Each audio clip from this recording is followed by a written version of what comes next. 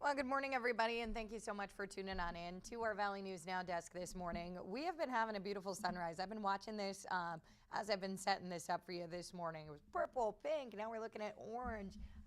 Quite a few clouds there, but it's going to be an okay day. I mean, we're in October, so it's what you would expect for October, I guess. One more time, thank you so much for joining us here on our Valley News Now desk. My name is Alex Larson. So we're going to kick this off, start talking about just that. We're going to get a check of what we're looking at weather-wise today. I'm going to share my screen with you here. Here I am on the Valley News Live website. I'm over, excuse me, all I did was click here on the weather tab. And as you scroll down, you can see rain chances each day for the rest of the week. Temperatures feeling a lot like October again.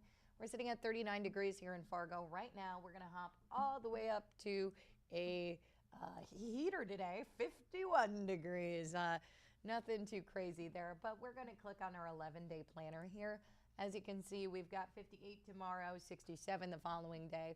We're not really going to get that much higher temperature-wise. It looks like Thursday is going to be that day that we're going to be the highest. But as you can see, and as we just said, rain chances the rest of the week. It's going to be breezy. That rain will get you there. This afternoon, we're looking at scattered showers, cloudy skies, cool afternoon temperatures. Tomorrow afternoon, it'll be cloudy, late p.m. rain, and another cool day. And as we're getting that rain, make sure you send in your rain reports to us so our First Alert Storm team can use that information there. You can also upload your photos or videos here. If you've got a rain gauge outside and you want to send us a picture of how much rain you've been getting all week, be sure to send that our way. Lots of cute pictures in here. Check that out. Sweet rainbow. That's awesome. Sent in by Carissa. And you can even look at all of these too. It looks like a lot of people were sending in pictures over around that Valley City area of those insane clouds 2 days ago. Check that out. How cool is that?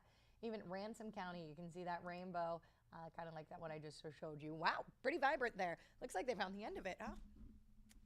Anyways, remember, we do have those rain chances all week, and you can be sure to be in the know, in the loop with everything we got going on by downloading that VNN weather app. So our First Alert Storm team can follow you no matter where you go, and we're able to give you updates throughout the day of what we've got going on. If we got a First Alert weather day, great tool to have so that radar can follow you, let you know what we're looking at, when we're looking at, and free to download in the App Store. Why not? Easy to use. No matter if you got an iPhone or an Android, you can find it there. We're going to move on to our news portion of this segment. The murder trial for a woman accused in the death of a 3-year-old boy from Moorhead has now been delayed until next May. So the trial for Cheyenne Erickson was originally set for October 27th, now going to take place from May 11th through the 22nd. Erickson is facing second-degree murder in the case of 3-year-old Easton Duranjic. Duranjic died at Sanford Hospital on March 18th of last year.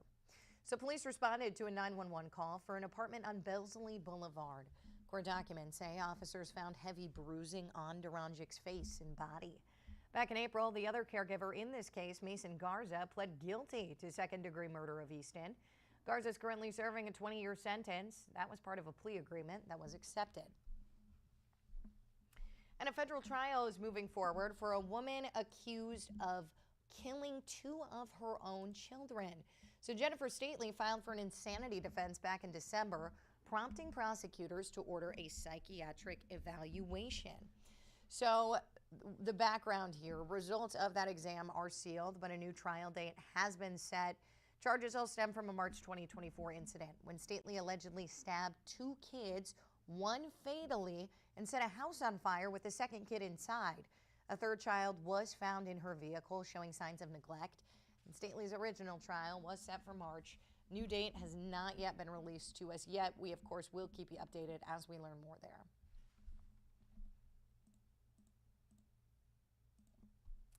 And a Fargo man has entered an Alford plea in a downtown shooting case. Gregory LaCroix pled not guilty to attempted murder yesterday. Shooting took place nearly a year ago. It was October 17th, 2024.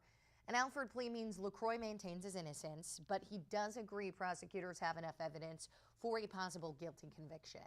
A felony charge of aggravated assault was dismissed with the plea change. LaCroix is set to be sentenced on December 22nd of this year. And a woman who stole tens of thousands of dollars from local businesses has now been sentenced. Alexis Engelking pled guilty to embezzling about $50,000 from the Salon Professional Academy where she worked. Her sentence includes 30 days in Cass County Jail and 18 months of supervised probation. She's got to also pay restitution to the salon, with that exact amount to be determined at a later hearing. That's another story that we've been following for you, and we, of course, will keep you updated there. This, of course, follows a previous guilty plea for embezzling nearly $4 grand from another employer she had, Fargo Linoleum. And the Horace City Council holding a special meeting on controversial special assessments. So no final decisions were made on prices to specific locations, but local residents are watching closely to see how these potential changes could impact their homes as well as their wallets. Mayor Horace caught up with us before the meeting on their plan going forward. It's spread out over 25 years, monthly payments broken out into their escrow payment, and hopefully by the time we're done, it's something that they can be able to handle on a monthly payment, including their mortgage. Next City Council meeting set for Monday, October 20th at 6 p.m. A Fargo City Commissioner is making headlines, so this with her suggestion for naming a Fargo elementary school. Valley News Team's Ethan Kramer has more for us.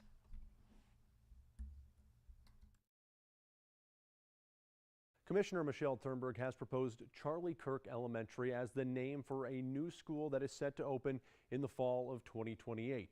Turnberg responded to a Fargo Public Schools social media post asking for community input on the naming process. Turnberg said, "I like the sound of Charlie Kirk Elementary. That would be some positive national news for Fargo." The commissioner attended Kirk's funeral on September 21st. The new school will be built on the current Horace Mann Elementary School site.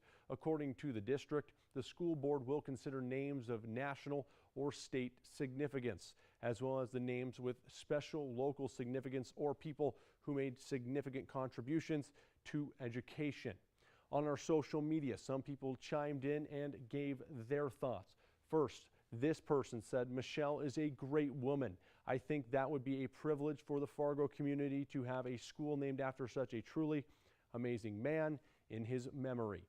Another comment saying, "How about someone actually from North Dakota?" And another one saying, "Keep it Horace Mann. He was the father of education, innovative, and understood that all children, no matter their background, deserved an education."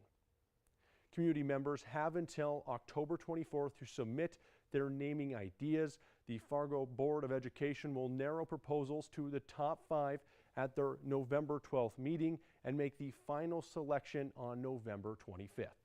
Reporting in studio, Ethan Kramer, Valley News Live. So today is actually Charlie Kirk Remembrance Day. The U.S. Senate approved the resolution last month. Today would have also been Kirk's 32nd birthday. And check this out. This is pretty cool, okay? A Fargo water tower is in the running for Tank of the Year. Bet you can think of which one it is. There it is. It's a contest that features the best towers in North America. Structure is over 11th Street. It was recently redesigned back in 2023. And Fargo's facing off against other water towers in Wyoming, Mississippi, and Minnesota. You got until from now until Friday, October 17th to vote. If you want to do that, we got a link on our website, valleynewslive.com. Winner is going to be announced on October 24th, but you can also get to that on our VNN News app. It'll give you latest breaking news, developing stories from all around our region, everything that we post online and that we have on the shows online as well as Facebook. That's all going to be able to be accessed through our app. So lots of awesome features there, just like the weather app, free in the App Store, easy to use. No matter if you got an iPhone or an Android, you can get your hands on that. So we're able to send you information throughout the day of everything that we feel is important that's going on throughout our communities and the Red River Valley. Well, that's about all I got for you here on this Tuesday morning. Remember, a little chilly out there. Make sure if you haven't headed out the door quite yet, get your coat on, get your raincoat on specifically, maybe a sweater underneath that too if you're not too prepared for these cold temperatures, anything like me. Again, that's all I got for you here. I hope you have a great rest of your Tuesday and an even better rest of your week.